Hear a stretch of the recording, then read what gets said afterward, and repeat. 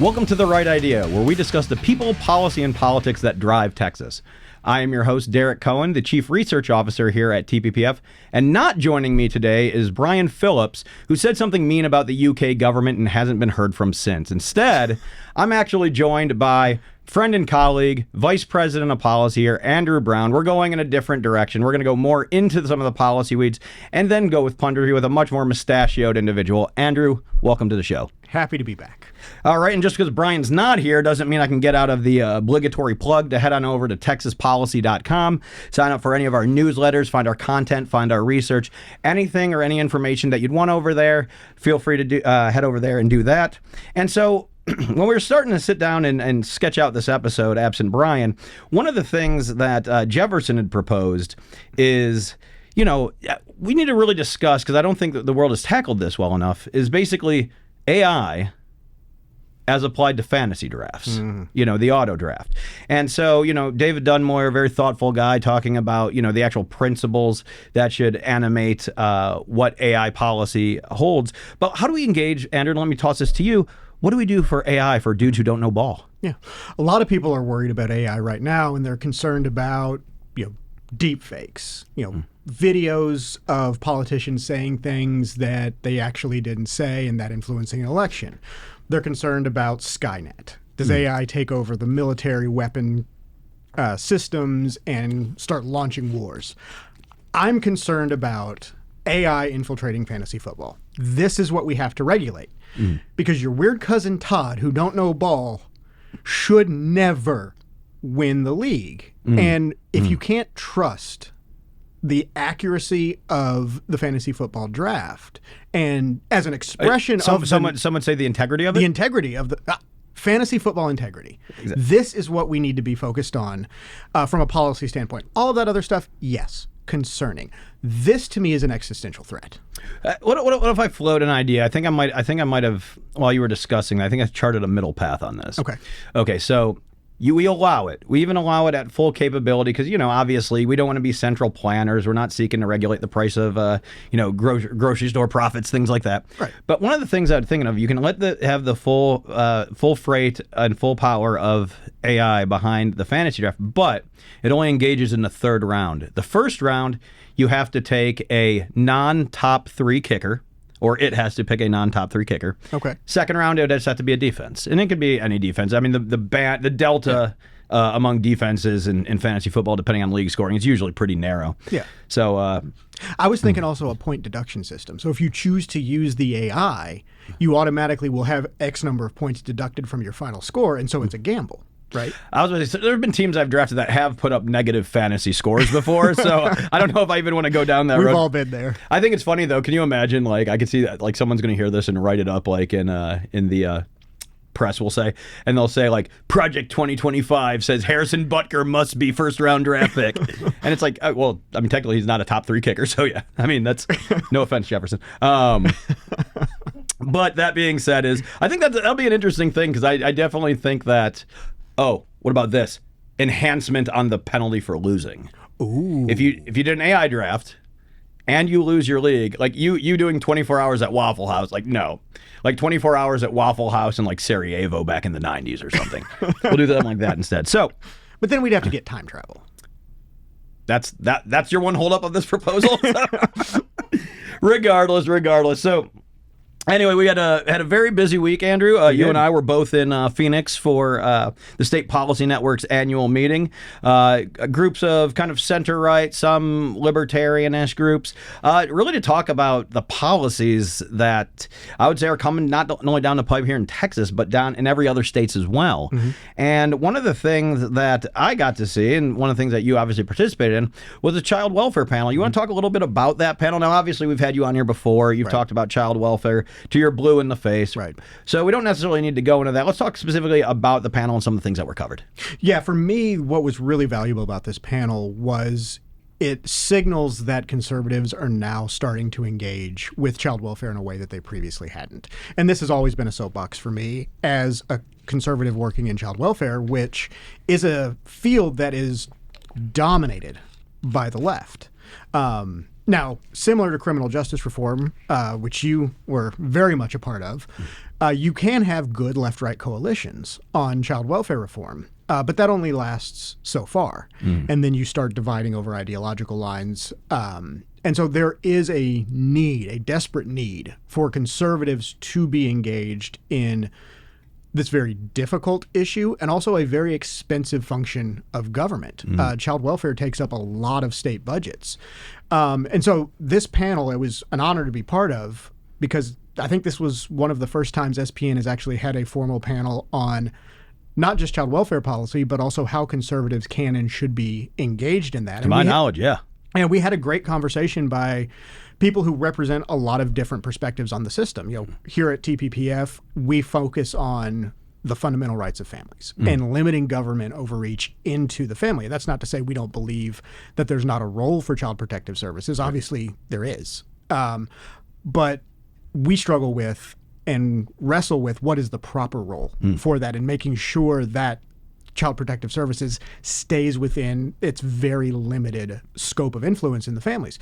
There were others on the panel who have been foster parents, who are adoptive parents, who have deep, deep care and concern for kids who are in harm's way, who have been abused and horribly mistreated. And I think what came out of the panel was both of those perspectives and both of those ideas are not in opposition to each other. They're just two sides of the same coin of trying to wrestle with what do we do with this very, very powerful, very, very expensive bureaucracy within the states. And it was a really great conversation. And I don't mean to straw man for the sake of just perpetuating conversation, but I do think that I will push back in that I do think they are in tension when in their most reductive forms, and that's not a bad thing because that's a discussion that necessarily needs to have. I think Ms. Olson, who's well known in this field, specifically on the child protection side, I think that if we heard both of your arguments in a vacuum, and I have to say that this was not an acrimonious exchange at all whatsoever. Darcy and I are great friends. I think she's done amazing work. And because you're focusing on different I would say different segments of the system, right? And focusing on different segments, you're also going to have different priors going in. Right. But I think that tension actually illustrates the need to have these conversations in good faith among the folks in the system. Because again, when she's steeped over on that side, you're steeped over on this side. You're just going to develop. Obviously, all humans are different, but if you're focusing on different issues, you're going to develop new perspectives on something that is interlinked with each other. And I think that. That's probably the next, and feel free to, I'd actually like to get your comment on this. That is one of the most animating things I think we saw is that these discussions need to happen on the right because they haven't. And when I say these discussions, I mean actually articulating where are we going to delineate the need for, or the rights of families versus, as she would put it, the rights of the child to be safe and secure, and something that I fundamentally agree with. Right. And they gave us, 45 minutes, and so we couldn't get into, the depths of Lockean theory on parental rights and responsibilities and how that benefits the child. But if you were going to do it anywhere, that would have been the place. That would have been the place to do it, yeah. But, Darcy and I have just big disagreements over various issues, and I think what was really good about this panel was we were able to talk about the fact that we do have some disagreements over the policy, but show that we can have those disagreements in a civil way. And, kind of like that old country song, I start walking your way, you start walking mine. It's not a acrimonious, we're going to fight over this, but we are going to have respectful disagreements. And that's a good thing to have both within the conservative movement as a whole, but also within policy. And that's one of the things that I love about being in this space is we're in an era right now where we can have disagreements over the details of policy while still coming to the table and realizing we all are trying to do what we think is best for kids and for families. And I can't underscore that enough because, I've been obviously with, my previous role here, even my current role here, I anything that you put out on child welfare, I read it. And it's interesting because I was wondering going in if there would be, and like I said, I never thought that like someone would throw a pie at someone else or or tomatoes or what have you. I mean, I might have thrown a tomato at you, but regardless, you do that on a daily basis. You got to keep when you get to have shoulders my age, you got to keep it lubed up, man. But I was not expecting. Because one of my takeaways, obviously, other than the need for the discussion about the tension, because that's, all policies are trade-offs, so we have Right. to talk about it thusly. I was shocked to find that y'all had, and it wasn't like, oh, you agree on 50% of issues, 60%. I was like, oh no, they're like overlapping on like 95. Now that 5% is a significant and meaningful 5%, because within that 5% are, the sanctity of families and children's lives. Right. So it's a meaningful 5% that needs attention. But just kind of seeing how much agreement there was on other, closely related areas of the system.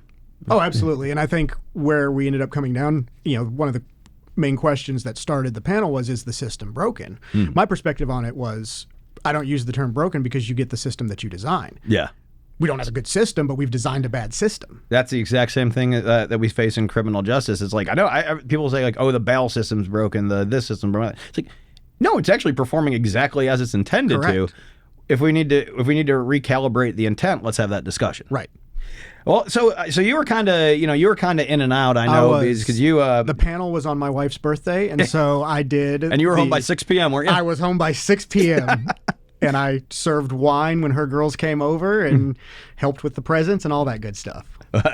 But shout out Jen, obviously. Yeah. So did you have a chance while you were there to talk with any folks, child welfare or not child welfare, to really hear about any of the interesting things that we see going on in any other states?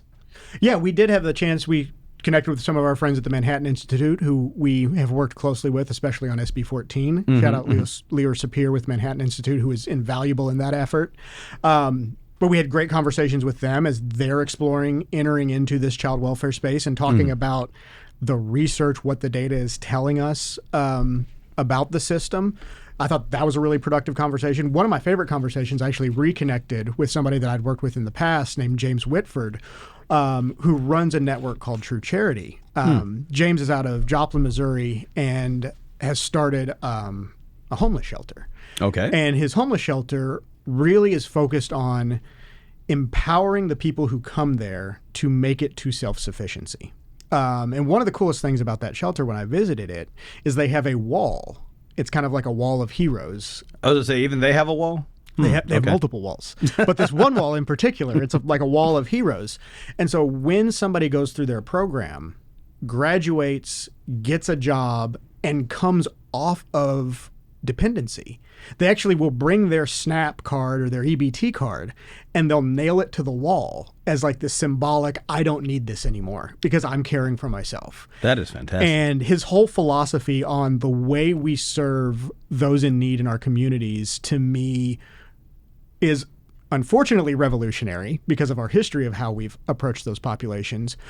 But it's incredibly inspiring and it's gaining traction. So I'm hoping to continue to work more closely with him in the future now that we've had the chance to reconnect. That's awesome to hear, and I think that probably is a good flag to plant for a future episode. Maybe we should get him in, or absolutely. And we can do it remote. Jefferson, write that down. But I found that my meeting, I focused disproportionately, and and I don't say this as a complaint because it's a very hot button issue right now, but I found myself talking a lot more about housing policy than I anticipated going at housing policy, and a short stone's throw from that, various forms of administrative and regulatory policy. Not all of that was in the housing sphere, but it essentially was. These are some of the big animating principles. Right. That we saw there. So again, I don't want to tease that too much because we're definitely going to have to do both housing policy alone and probably then an administrative policy podcast episode standalone in and of themselves. But I don't know about you, man, but not everything at SPN was great. Luckily we were able to transition back with almost no change in temperature, but we do have a problem with a former colleague of ours, former coworker, trying to kill you and I. Mm-hmm. Yeah, so we've got a group of folks here at the foundation who run. And we do a race every fall called the Ragnar. And it's a 24-hour trail race for those who aren't familiar with it. Really great bonding experience, hard physical challenge. And so Nate has been part of our team in the past when he works here. He's flying in this year to rejoin the team. Once you leave TPPF, you're always part of TPPF. And so as we knew we were going to be out there where he lives and had texted him to say, hey, do you have time to go on a run on Tuesday morning? And he said, yeah, oh, here's this one trail. It's a little bit technical, but it should be fine. He said a little bit technical. It was a 4.5 mile loop. The first 2-ish miles, probably 2.5 miles, were up the side of a mountain. And the trail was not very well manicured. Let's put it that way. There were lots of very large, very sharp rocks on the side of this mountain that we are running up for basically 2 miles straight. And we get to the top and, I mean, he lied. He just straight lied to us. And I don't know if he hates us. I don't know if he's trying to get a better slot on the team by taking out competition. But I'm a little bit mad at Nate right now. I think that's a fair take, and allow me to yes and underscore and make sure we get something for Armandi to clip out and put on the internet at this gentleman's expense. When we got there, yes, he soft sold the technicality of the course. I think we can both agree. But there's also, and you're a lawyer, so you understand that lawyers don't do math in public. No, for various reasons. I became a lawyer because I hate math. And so what Nate did when we got there, he goes, "Oh, it's a 4.5 mile loop. It's it's about 800 feet in elevation, but that's over 4.5 miles." Now, False. Here's actually how. Do you have the profile? No, I'm not saying. I can get it to Jefferson so we can show that, but no. Here's how loops work. There's circuits. They close. And whatever goes up must come down. Therefore, it's not 800 feet over the course of 4.5 miles. It's 800 feet over the course of 2.25 miles. Right. Which some people would just call that mountain climbing. So that was I mean, put all the rattlesnakes and cacti and scorpions aside. Can we talk about how weird cacti are, by the way? No, this is a family podcast. I know exactly where you're going with some of the cactuses that we ran across there. All right, but I was about to say, watching me nail this transition. So the DNC, huh? Now, hey guys. So yeah, stuck. I would say I should have been on the Olympic team. The way I stuck that landing. Yeah, we can cut that out in editing. Anyway, so obviously this week was the Democratic National Committee's convention. We talked. Actually last time we actually had a non-policy based show is when me and Brian had Chris Bedford from Blaze Media on here. Yeah. And we got to have a conversation shortly thereafter of the Trump assassination attempt, the RNC. And so the DNC just had their convention as well. But one thing we haven't convened a podcast on and even had a discussion on since it happened was Biden's not on the ticket anymore. Yeah. So we got so obviously we have a new ticket with Kamala Harris and Tim Walz, governor of Minnesota or Wisconsin. They're both the same states. I say that to basically to get them both mad at the same time. But yeah, that was an interesting little. I don't believe in the whole coup thing. People are saying it's because stronger parties. There's a point Jonah Goldberg makes all the time, but even so, it's actually correct. He makes a point that stronger parties should be able to assert more influence on the eventual candidate. Right. But we've actually, this trend towards small d democratization within the way we do our primary system has kind of rendered them impotent. And a lot of, you can see a lot of state parties are basically struggling in this new environment because there's really no value add to the party structure other than what is already codified and protected in the law, and the fact that some people identify as Republicans, some identify as Democrats, and you basically get, arm-linked advantage on that as well. But again, the parties are a lot weaker now. Right. So what we saw is, essentially a pressure campaign, a drumbeat campaign to get rid of Biden and replace with Harris. So let me ask you this, again, don't worry about the technicality of it because it's the reality now. What do you think the advantage and disadvantage is from that top of the ticket chain, just specifically the Biden to Harris swap? They got to bounce, clearly. If you look at any poll, absolutely. You talk to any Democrat there's an excitement there that was not there with Biden because I think they realized that he's getting older. He's fading. He's lost his fastball. And his curveball and his changeup. Right.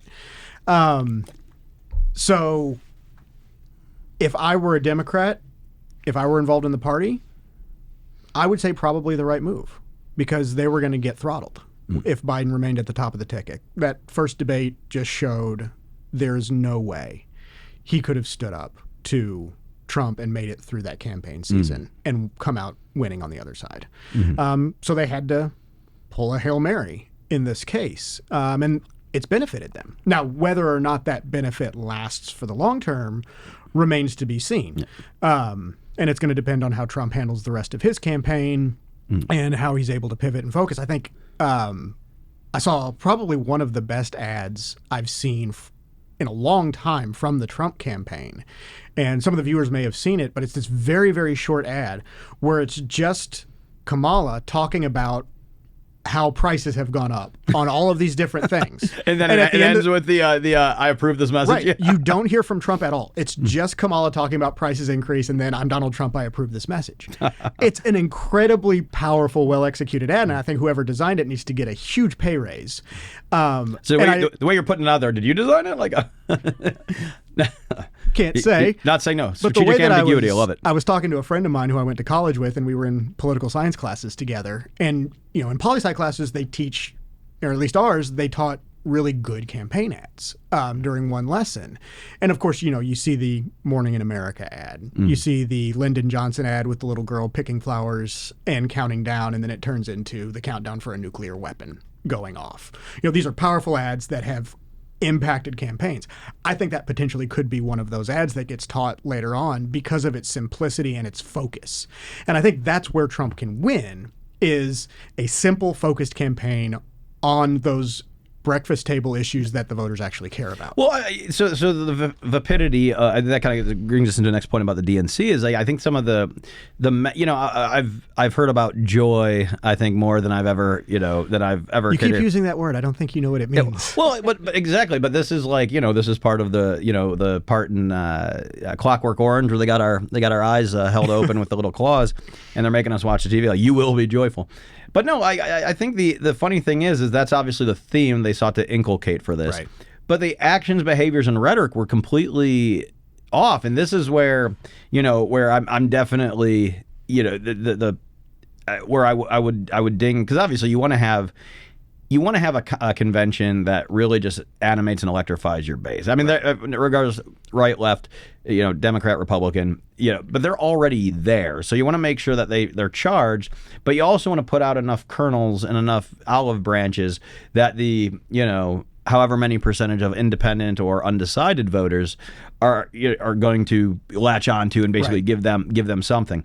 And so that was one of the things, like, there was all this talk about joy and moving the nation forward and, you know, stuff like that. But it was, the part I couldn't square was you'd get like President Obama out there, you know, talking about the positivity of a Harrison, and then he's making basically making penis jokes. Like, it's I don't know. I couldn't square that, and I just thought it was, you know, I think that whole thing, and again, this applies to both sides. Right. I think that level of rhetoric and discourse in the political arena, I mean, like, look, you're going to have surrogates, they can do whatever they want, right? You know, David Hogg's going to go out there and be clown himself no matter what happens. Right. So, but using the main stage to make crude jokes, you know, basically saying that, like, oh, you know, democracy's at stake if we don't destroy somebody that, you know, 47% of the country approves of, you know, but by the way, we need to be unified. It's like, it's one of the things that just, it's wildly hypocritical. And their whole criticism, Trump's mean. He sends out mean tweets. He insults people. A lot of the speeches from the stage were insulting people, and specifically insulting Trump. I mean, you know, you dish it out, you need to take it to a certain extent, but it takes away. No surprise there. But you can't have the moral high ground then if you're saying, oh, well, we don't like this level of discourse, except when we use it. Well, it's Michelle Obama, when they go low, we go high, and there is like, no, you're pretending to go high whilst going low, and that's one of the things where, and I think that's probably the role, you know, because the vice presidents are also supposed to be attack dogs.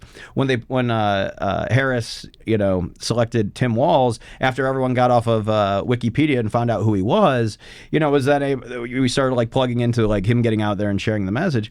And like, he has just been teeing off on J.D. Vance, and of course the compliant media is, he's just a lovable, avuncular guy. If my uncle talked about other people like that, he'd stop getting invited to cookouts, because like, why do you have to turn everything into like a political attack?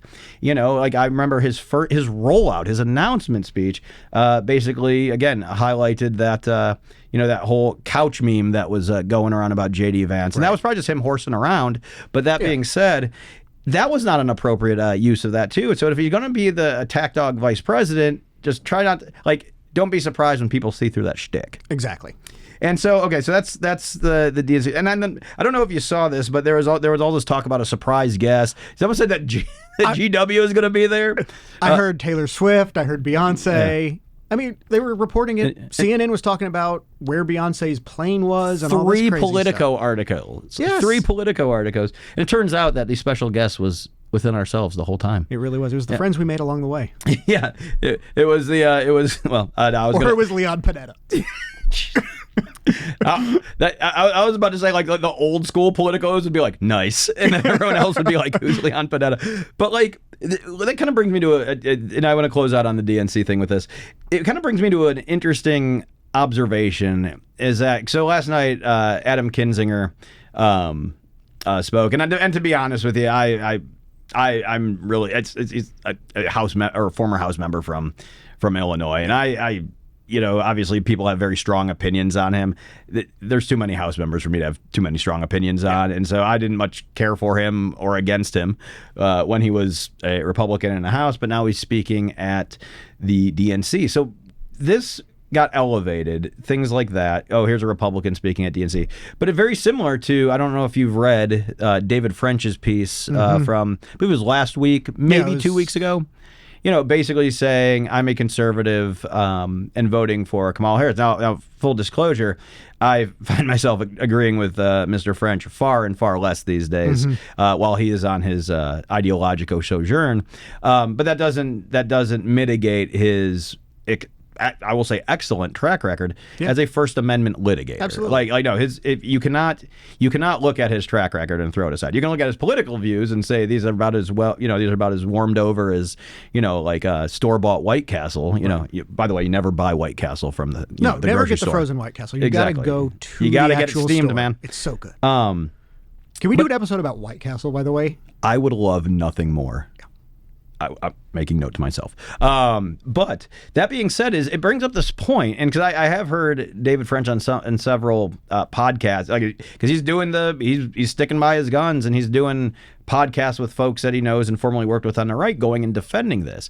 And having listened to that, I now I have a little bit more understanding. Right. So now I'm like, I now just 98% disagree with his rationale as opposed to 100%. But it brings up a point, and this has been brought up on several of these podcasts, and one of the things that I've always thought about David French, about the folks like at the Bulwark, who, we're just naked Democrat operatives now. But why are you such cheap dates? Right? Think this through.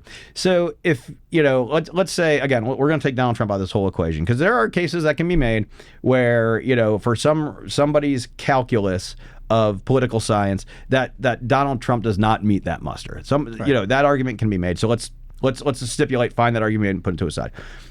Now, when you look at voting, a lot of people reduce voting down to it's a binary choice. Are you red team or blue team? Right. But the actual decision to vote, not only is it stretched across multiple layers, local, state, national, it also has to do with sending a three-dimensional signal. It can't just be binary. It's a four-dimensional, hyper-dimensional signal to whoever is reading the polls or what have you, and that could look like, I'm leaving the top of the ticket blank and then defending just my judges down the ballot or something like that, right? And so these people that say, I'm voting for Kamala, and there's people on the right, or the people that are formerly of the left who will say, I'm voting for Trump because of this. It's where they're they're disengaging with their former coalition, yet they're not making any sort of asks or extracts of the coalition they're joining. It's not Bill Kristol, and talk about people who've destroyed a family name. It's not people like Bill Kristol going on, going and fluffing up all these Democrats and going, you know what, I'm voting for Kamala, it's all good, but I'm going to hold her feet to the fire when it comes to spending. I'm going to hold her feet to the fire when it comes to social nonsense. All of this stuff these purported conservatives have, they just go, oh no, Trump bad, ergo other person good. So why are they such cheap dates, and why do you think and is there any way to actually have a coalitional politics in this day of personalities? Yeah. And you and I were texting about this a few nights ago, and much to our wives' great annoyance, we frequently text after work hours with each other. Hey, you up? Can you look at this paper for me? Yeah.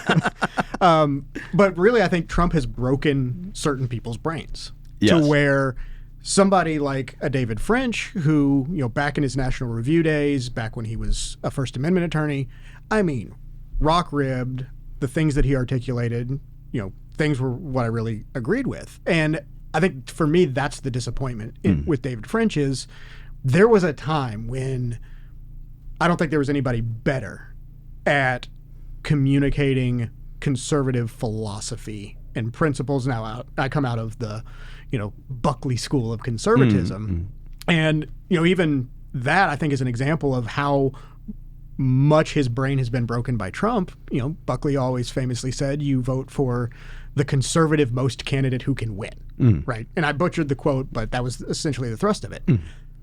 That is not Kamala Harris. Right. If you have fundamental disagreements with Trump as a person, as his philosophy, if you can't in good conscience get yourself there to vote for him, and you can articulate those reasons, that's fine. Your vote is your vote.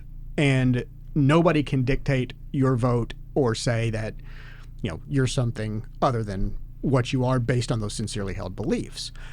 Had his article been, I'm a conservative and I'm voting for Trump to get rid of him because he'll term out in 4 years and we won't have to deal with his nonsense anymore, I think I would have had more respect for that. Or I'm a conservative and I'm leaving the top of the ticket blank. That I can respect because you can articulate those values where you feel like I can't get there. And that's a personal choice. Right. That happens in the ballot box and in the security of that privacy. But I think there is a segment, like I said, the brains have been broken and they're getting played by the Dems. And it's not going to work. I mean, you are siding with a candidate who is probably one of the most radical pro-abortion candidates we've ever seen. For goodness sakes, Planned Parenthood set up a mobile abortion clinic out in front of the DNC and was giving away free abortions and free vasectomies. Like, this is not a party that respects life in any sense of the term. And I point that out because French has historically been a massive champion of the pro-life cause, right? So how do you go there? How can you take an issue like that for many voters who are active in the pro-life causes is, I will never vote for somebody who supports the taking of an unborn human life. Is Trump really that bad that you're willing to sacrifice, and this is going to sound hyperbolic, but you're willing to sacrifice human lives because you hate him that much? Well, and so to give him the credit of his benefit, or to give him the benefit and credit of his argument, and this is not me adopting his argument, I'm putting it out there, but he couches it, and because he was on, I think it was Charlie Cook's podcast, where he had defend this, and Charlie called him on this because he basically said he highlighted the exact point you made. Goes, you have the threshold for disqualification, yet you only are selectively applying the threshold. And I think that specifically on that was an issue that I thought was wholly unaddressed in the answer to that. But he usually pivots to that, okay, this is more of an existential vote insofar, in regarding Ukraine. Because I think he sees the votes of Matt Gaetz, Marjorie Taylor Greene, those other types in Congress, and says, oh, they must be anti-Ukraine. Of course, the but to that is also, the current administration right now had been slow rolling a lot of the munitions and supports, putting offensive weapons basically trying to hand tie the Ukrainians so that, to avoid escalation, which we've seen how well that's been working in the Middle East too. Again, it's when you don't allow someone to finish the job is when what was it they say when our old high school football coaches, you say that you only get hurt going half speed. Right. Which, of course, getting hit going full speed hurts a lot more, but, I get what he's saying. But that's the whole thing. It's like when we're tying a hand behind the back, I would argue that is more of a existential problem for Ukraine than a couple of backbenders. Because keep in mind, the reason that we have a Speaker Johnson right now is because Trump basically, kissed the ring or had his ring kissed and approved it. Yeah. And not only that, but he also kept him through and kept with him during that Ukraine / Israel / Taiwan vote. Right. And so all that to say is like, by your own rubric that you're scoring your argument, you are not even passing your own muster. And I'm not developing that rubric for you, David. Mm-hmm. You're developing that yourself. Right. And so that's just one of the things where, I really never understood that that mentality. But we talked a lot about the DNC, so we're actually wanted to hit the 2025 upcoming session, but then I realized that given the time that we've talked already, that's probably 2 episodes unto itself. That's a lot of content. Exactly. So we'll kick that to a later date when Brian decides not to show up for work or gets renditioned by the UK government, whichever happens first. But I do want to hit one more element, because this is going to segue into one of his favorite segments called Lies, Damned Lies, and Statistics. One of the things that we have seen lately is that the rumor mill is suggesting that RFK is going to drop out and endorse Trump, and that really is head scratching. Not because of the brainworms, but like it's really head scratching because I think that I don't know how much how durable and conveyable these voting blocks are, specifically where again. The big bump that Kamala seen when it was coming in, you could argue that it had nothing to do with her as a strategist or as a politician, because I think there's still some existing question marks, to say the least, on that. But you could say that the electorate, specifically probably reluctant Dems and never, moderate, never Trump Republicans, probably just couldn't bring themselves to vote for Joe. You just draw a line through Joe, and even if it's like generic Democrat, they're like, "Oh, thank God, so much better," and that can explain some of the vote. I don't know how that would work with this particular RFK endorsement, because I think one of the real interesting things, and we saw the poll that came out. The poll that I'm citing is the Houston Hobby poll that just came out. This is the one that shows Allred and Cruz within striking distance. And so it's like, okay, we're gonna 5 points or something. Yeah, okay, we're gonna do this again. Yeah, I was about to say, has it been 6 years already? We got to do this again. And it turns out President Trump's probably going to win the state of Texas. So you might want to write that down. That's inside information. But one of the things they did have in that poll, and I thought this was fascinating, where it basically delineates voting intent in August by where they were in I think it was June. Okay. So we basically got a 60-day change. Obviously, we changed the candidate there, and from the Kennedy pile, I think it was almost 2/3 to 1/3 went to Harris versus went to. Now, granted, again, we said, we're not even comparing apples to oranges when we're talking about Biden and Harris, right? And not only that, but I'd also caution a lot of folks on the right to say, we have this, Kamala Harris is a bad campaigner, is historical unpopulars, which is true, but how much of that unpopularity, and as we've seen in recent polls, was simply an adjunct of being associated to the Biden campaign? I think these are open questions, regardless. But I've seen 2/3 of that block then transitioned over to Harris as opposed to Trump. Yet we are sitting here discussing RFK endorsing Trump. Right. What say you? No, but I think that 2/3 explains why it would be so significant, right? Trump is a showman at his core. And so if what happens today, we're recording this on a Friday. Oh, you're just not casually dressed for no reason? I knew it was coming. It is hot outside. I wear a suit every day of the week, and this is the one day. Including when it was 107 in Phoenix. Yes, I did. But we're recording this on the Friday after the DNC wraps up. And I think there's no better way of stealing some of that thunder than bringing out RFK on the same stage as Trump. They're both in Arizona today, and saying this candidate, who the Democrats were so afraid of that they sued him to keep him off the ballots, that they did everything that they could to prevent him from challenging Biden in a primary that he ended up running as an independent, is now siding with Trump. And RFK, to his credit, I think, did a really good job of positioning himself as that alternative choice for disaffected Democrats and disaffected Republicans to say, yeah, okay, I don't agree with him on everything, but I can vote for this guy, right? He did a good job of that. I've been reading some of his campaign materials, and the messaging it's very clear that that's what he's trying to do. Now, how much him endorsing Trump gets those people to switch over to Trump, I don't think you'll see as significant of a numerical bump as some people are saying,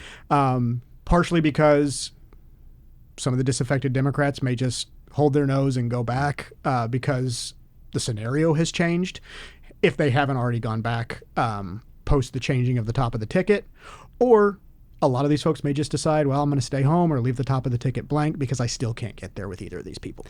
I think that's really good to mention, because I think that draws an underline under the actual calculus of the then Biden administration in trying to do all the lawfare, keep him off the ballot and all that, because this shows, like, look, when you start taking it, when you start taking that out, like RFK was drawing, at least, again, with all the caveats that we mentioned aside, RFK was drawing with a much larger hose from the Democrat pool than the Republican pool, right? Which I think is probably more of an indictment of our politics, larger. But again, talk about things that we have to do a whole another show for. So, but like I said, I think the symbolic value of a RFK endorsement of Trump is huge. And also, if he gets to be CIA director, we're going to learn the truth about the assassinations of all of those Kennedys. Look, man, I've been promised aliens for years now. Dude, I think we get it if RFK is the CIA director. I think he's gonna parade and blurp out at a press conference. Oh, bring him. Okay, so now granted, it's not in New Mexico. He's on the stage at the endorsement. Well, that's what I was going to say. Well, I mean, how long is the drive from New Mexico, from Roswell to? Not that far. Okay, well, not that far. Okay, now we're gonna start tracking plane. It'll be like the college coaching carousel. See what's coming out of Area 51 in Nevada. Exactly. It's like weird. That's a private plane that's also owned by LSU. All right. Well, that brings us up to scattered as that content was, that kind of brings us to the end of that. But we like to end with a segment asking really about. What we're watching. It could be like what we're watching. I'm watching this on TV, or what are we watching for in the media? So for me, one of the things that I'll be watching is I really like to see, and I gotta give my hats off to Houston Hobby School and TSU's Barbara Jordan Mickey Leland School of Public Affairs, who co-commissioned this poll. They asked questions, not necessarily ones that I found incredibly, heterodox and out of it. But they asked then follow-up questions, such as the one I just cited, that got really, really, that you could take a lot of kernels of knowledge from. And I think that as more polling comes out, and, because the underwater, above water, favorable, unfavorable for Harris and Trump, I'm just not interested in that, because both of them, roughly, at least in what we've seen for the most part, have pretty well established floors, and some could argue ceilings, and so that's not very illustrative. However, when we start putting in extra factors, seeing what siphons off this pool versus that pool and breaking that down, as more of these polls come out, I'm really interested in see the general transitory voter, especially if RFK disappears and then endorses Trump, or disappears from the race and endorses Trump. I think that would be something that's really telling. Andrew, what are you watching? I'm going to keep it fun since you went serious. I discovered a Netflix documentary series last night called Wyatt Earp and the Cowboy War. And it's the detailed version of everything that went on around the gunfight at the OK Corral. So as you know, one of the ironclad rules of manhood is anytime Tombstone is on TV, you have to stop everything you're doing and watch it. I don't make the rules. Right. Yeah. This is just, this is bred into us. It's part of our DNA. Which that's what they could have tested for that boxer from Algeria at the Olympics. Turn on Tombstone, see what happens. Jeez. All right. But this docuseries really gives you the context behind what you see in Tombstone and all of the different machinations that were going on that led to the OK Corral. It's narrated by Ed Harris too, so fantastic watch. Stop digging. You already struck oil, man. All right, so that's about all the time that we have here on The Right Idea. Remember to check out TexasPolicy.com for all our research, communications materials, newsletters, anything you can want that focuses on areas adjacent to what we discussed today. And as Sam Houston says, and Brian always butchers, do right and risk the consequences. Thank you.